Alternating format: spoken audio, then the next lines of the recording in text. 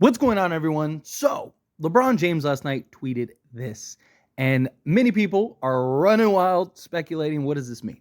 Does this mean time is up for him? He's going to request a trade? Does it mean that Darvin Ham is going to be fired? Does it mean that DeJounte Murray is getting traded? What is going to happen, right? LeBron James and his passive-aggressive type of just subtleties is at full effect. And people are pointing and highlighting various things that LeBron has done recently, even him giving the death stare to Darvin Ham in a game against the Houston Rockets, right? Everyone's like, oh, we've seen that look before. We know what that means. You on your way out. There's even a video of Anthony Davis, right, sitting, listening to Darvin Ham, gets up in frustration, drops his towel, walks away. And this, of course, has caused a ton of speculation. This has caused a ton of just like, hey, what's going on? What needs to happen? And look, I get it. The Lakers have been abysmal this year, and that was not the plan. I mean, in the offseason, there was so much hope. There was so much excitement. There was so much like, man, the Lakers won the offseason. Things are great. Things are looking fantastic. Like, let's go. And unfortunately, the opposite has happened. Lakers are currently the 9th seed. They're hanging on by a thread at this point. I mean, they are only half a game out of being completely out of the play-in entirely. They're only a game and a half ahead of the Golden State Warriors, who have won a game. The Lakers are on a 2-game losing streak, and they got tough schedule coming up, right? It doesn't get easier for them, and that's not even counting March. March is going to be brutal. But our next handful of games are against the Boston Celtics, the New York Knicks, then you got the Charlotte Hornets, which that could be a win, and then you got the Denver Nuggets and the New Orleans Pelicans on a back-to-back. But here's the issue, right? The Nuggets game is on trade deadline day, and then the Pelicans is literally the next day. The Lakers, if they make trades, very likely could end up being incredibly shorthanded going into that Nuggets and Pelicans game, even though they're home games still, right? So the Lakers have the Celtics and the Knicks on the road, and then the Hornets game hopefully is a win, but you never really know with this Lakers team. So the Lakers could end up losing 4 straight games, and it wouldn't surprise anybody. And now you'd be 3 games under 500.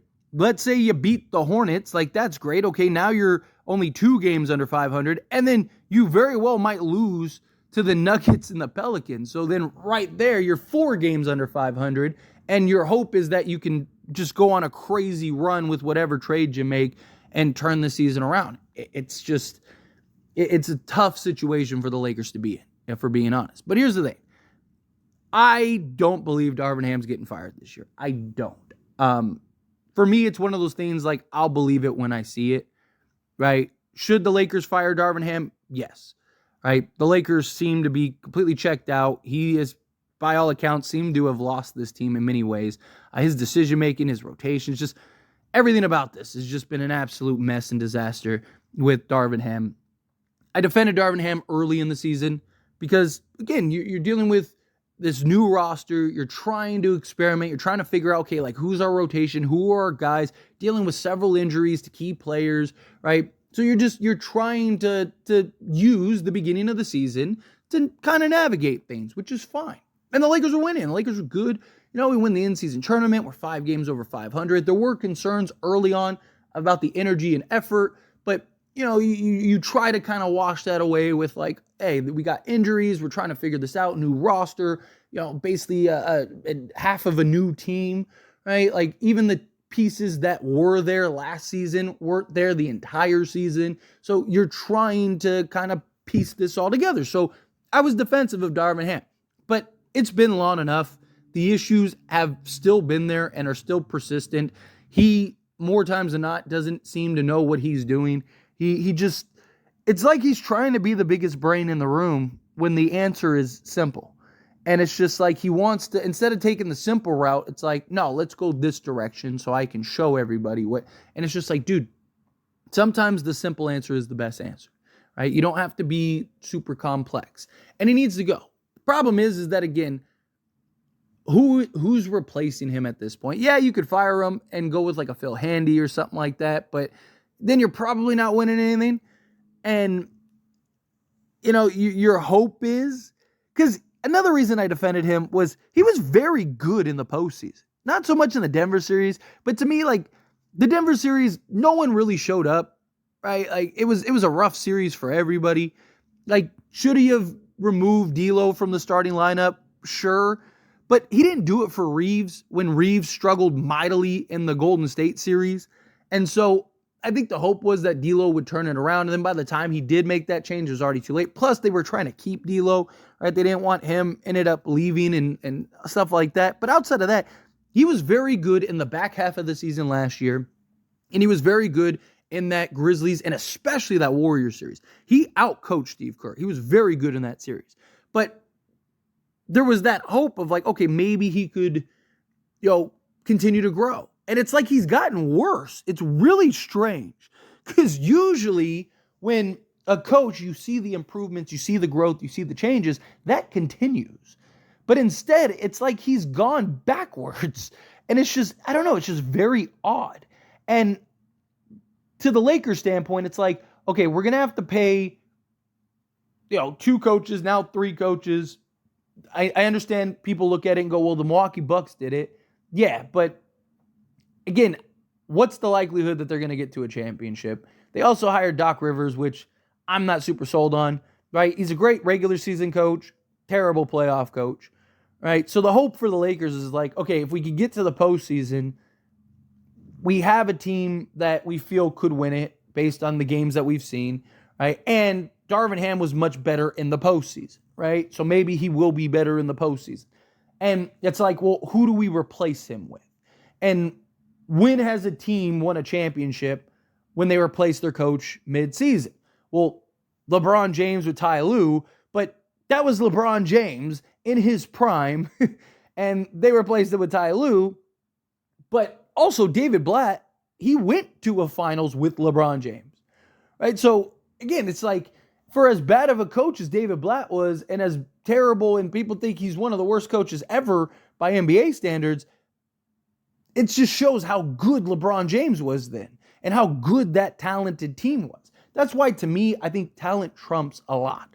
Right? If the Lakers make some key trades and make a real impact, like if you get a DeJounte Murray, Dorian Finney-Smith, or Royce O'Neal, and then go pick up some center, right? Now you got like 4 guys to come in, right? Those 4 guys haven't dealt with Darvin Ham. They're not dealing with the frustrations.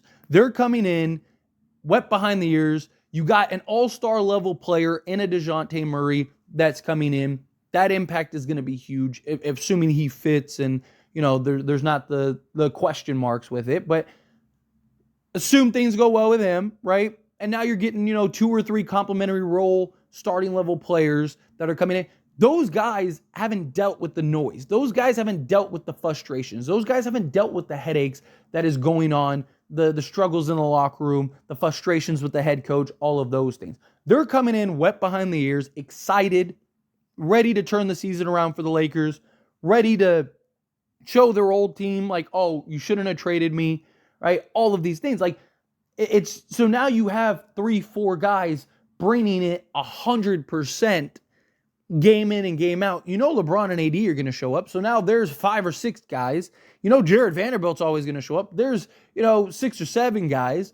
And then Gabe Vincent, if he comes back, there's 8, right? Because again, he hasn't been dealing with a lot of stuff because he's been injured and stuff. Like, all of a sudden you got 8, 9 guys that are locked in, focused, ready to go. It's a completely different situation.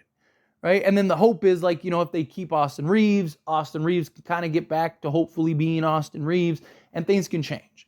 Right. So again, don't underestimate the value of what an impact trade can do. Again, I'm not saying that lock it in, guarantee it, but you saw it last year. Right. All the frustrations with the Lakers, all the question marks, all this team's trash, but they go and make a trade, get 4, 5, 6 guys. They come in and boom, immediately turn the season around and they're in the conference finals. Because they weren't dealing with all the noise. They were just excited to be there. They were ready to play basketball, and they went out there and they hooped, and we got to the conference finals, right? So that's kind of my hope. But look, at the end of the day, the Lakers got to figure stuff out. You got LeBron James and Anthony Davis playing the best that they have played in years, right? You have LeBron James, who is only getting older. He's in year 21, age 39. Like, dude, like, even if he does have another 5 years, you're wasting time on a unknown, right? And again, I just don't see them firing the coach this year, but you got to get some significant impact trades, right? LeBron definitely meant something. LeBron doesn't do anything by accident, right? Like there's the Christian Wood thing where, many people were saying, oh, he's like subtweeting, Darvin Ham or whatever. But he, like Christian Wood would just said like, no, it's just him being bad at tweeting, right? Like that very well could have been just an unintentional thing. LeBron's wasn't. LeBron did that for a reason. LeBron did that for a purpose. There's something going on there. Whatever that is, we'll find out. Hopefully it's sooner rather than later. But it's frustrating that we're even at this point. This is something that, none of us really thought we were going to do this. But I don't know. We'll see. Anyway, as always, this is a discussion, so I pass the question on you. Let me know your thoughts and opinions down in the comments below. What do you think? How do you feel about the situation? What do you think that tweet meant? Do you think something's coming? Do you think, no, nothing's coming? Do you think that they'll fire Darvin Ham? Do you think that they won't? However you feel, whatever your thoughts are, I would love to hear it. So let me know down in the comments below. That being said, if you haven't liked this video, hit that like button. Helps me out a lot. Lets me enjoy these types of videos, and I truly appreciate it. Not subscribed to the channel, hit that subscribe button. Turn on the bell notifications. Appreciate y'all. See you in the next one. Thank you.